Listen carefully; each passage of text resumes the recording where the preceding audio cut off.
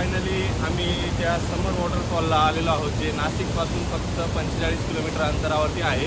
वैतरणा डॅमचा जो पाणी सोडलं जातं त्या पाण्यावरती हा वॉटरफॉल तयार होतो आणि अतिशय सुंदर वॉटरफॉल आहे मित्रांनो.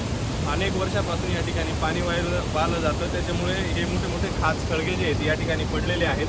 ते तुम्ही याच्यामध्ये बघू शकता. एवढे मोठे गोल गोल गोटे जे आहेत ते तयार झालेले आहेत, खड्डे मोठे मोठे पडलेले आहेत. आणि जे भूगोलामध्ये शिकलो होतो खाच खळगे पडतात सततच्या पाण्यामुळे, तर ते या ठिकाणी पाहायला मिळतं. आणि अतिशय पांढरा शुभ्र असा हा धबधबा जो आहे पुढे बघू शकता